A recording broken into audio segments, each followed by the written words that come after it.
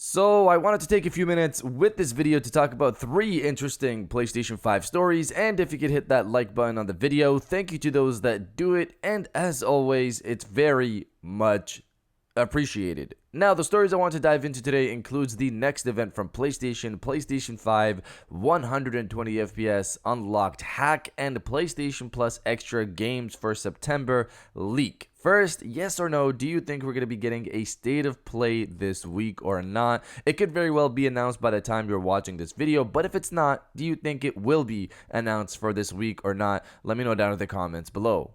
Now, diving into the first story of the video, PlayStation Plus Extra Games leak for September. Reading from Push Square, another week, another PlayStation Plus leak. Ahead of the official announcement that's expected later this week, 6 PlayStation Plus Extra titles have been outed by the ever-reliable Deal Labs. Sony's second-tier subscription has been on a bit of a hot streak lately, PlayStation Plus price hike aside, and that could continue with September's selection. Here's what we've got. According to the leak, Near Replicant, Star Ocean The Divine Force, 13 Sentinels, Aegis Rim, Sid Meier's Civilization 6, Sniper Ghost Warrior Contracts 2, and Unpacking. We don't know how many games will be included in total for September's PlayStation Plus Extra update, but it's typically upwards of 10. So from the list, Near Replicant is a highlight. I played a bit of Near Automata. The rest I haven't touched, but I've heard good things about Sniper Ghost Warrior Contracts 2, which is sitting at an 81 on Metacritic right now, so I'll check that out. Considering my lack of information on the other 4 games, I personally expected more from PlayStation Plus based on the recent price hike. I'll wait to see what Sony does with the full list on Extra, and especially what they give us for Classics on Premium, so I'll hold off final judgments for now, and let's see what they reveal this Wednesday.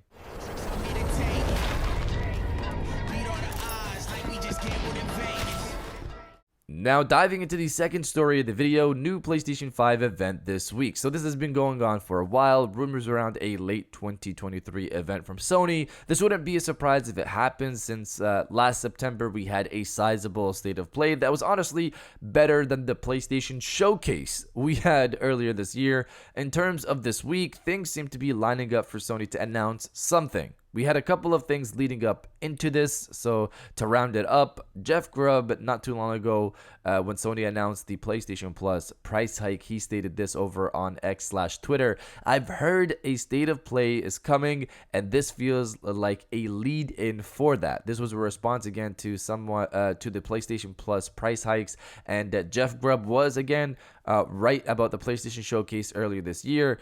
Beyond that, we had Shinobi 602 more recently hint towards an event for this week. Last week over on Reset Era, a user said this on a PlayStation Studios thread: "The lack of communication from Sony at this point is sad. At least next week we will have something. Spider-Man State of Play." Shinobi replied to this and only quoted the beginning part of it, the user's statement, which is interesting. Just the part that states the lack of communication from Sony is sad at this point is sad, and he didn't take the rest of that statement. I'm not sure why, but his response to that was, "Well, this week is over now." The statement seems to hint at something happening this week. A state of play is probably what we're going to be getting. It could very well be announced today when this video is up. Beyond Shinobi's statement, we also seemingly had PlayStation Germany hint at something towards Stellar Blade. Finally, Stellar Blade is being mentioned, and Final Fantasy VII Rebirth. For Stellar Blade, they said this: "Hashtag Stellar Blade appears exclusively for PlayStation 5. Add the game to your wish list now." And for Final Fantasy VII Rebirth, they deleted the post. They deleted it. But the internet, of course, has it on lock as usual. They said this: "We hear now is the perfect time to add Final Fantasy VII Rebirth to your wish list." The Final Fantasy VII Rebirth tweet getting deleted is very interesting, but realistically, the game drops in early 2024. I think it's time we hear more on it. As for Stellar Blade, the game is still set for this year, and we haven't gotten an update in a long time. I think this one will probably get delayed into 2024. Helldivers 2 isn't mentioned on the PlayStation Germany account, but I wanted to put it in here. I wanted to throw it into the mix because it's also a 2023 title, and we saw it earlier this year, I believe, saying 2023 again, and we still don't have a release date for this thing. We're in September, man. This week could be interesting. Let's see what we get, but you guys let me know if you're excited for a potential event this week or not. Let me know down in the comments below.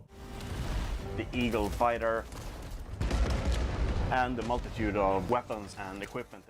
And now diving into the final story of the video, 120 FPS PlayStation 5 hack. Reading from PlayStation Lifestyle, modder Illusion has revealed that it is now possible for PlayStation 4 games to run at 120 FPS on a hacked PlayStation 5 via backwards compatibility. As previously reported, Illusion was responsible for getting a number of PlayStation 4 games up and running at 60 FPS on the PlayStation 5, including Red Dead Redemption 2. This also follows on from modder Lance McDonald, who was able to achieve 60 FPS for Bloodborne on Sony's latest home console. Red Dead Redemption 2 and Bloodborne are amongst the most requested games to receive an official 60 FPS patch for PlayStation 5, although neither Rockstar Games nor From Software are budging on this particular matter. The PlayStation 5 is able to run a number of supported titles at 120 FPS, although it's only possible on compatible TVs. The thing that's crazy here is just seeing these modders push these games to 120 FPS. I get there is more complexity with potential bugs and animation issues when unlocking the frames for a game, but we can't just get a small team working on this, just a small group of people, maybe, working with different developers and teams to help, put out these patches for 60 FPS or 120 FPS. It's clearly possible since modders are getting it done on their own. It's just wild to see something like the Red Dead Redemption 1, like Red Dead Redemption 1 getting a port and being forced to stay at 30 FPS when it could definitely, most likely hit 120 FPS on PlayStation 5. It is what it is, I guess. It's still cool seeing this done by modders. But you guys let me know what games you want to hit 120 FPS. Let me know down in the comments below. And if you guys did enjoy this video, please hit that like button, as it always helps. To subscribe if you're new. I got new videos every Monday, Wednesday, and Friday. And now I'll check you guys out on the next one.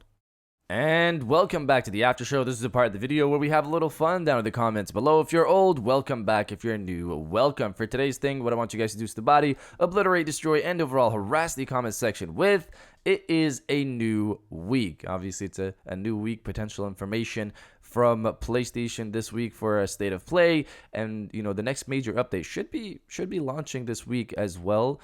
So if you're excited for that and what we get this week from PlayStation, destroy the comment section with "It is a new week," and I'll definitely heart those comments like I always do because I appreciate everybody who stays to the end of my videos. And now I'll check you guys out on the next one. Take over that camp first!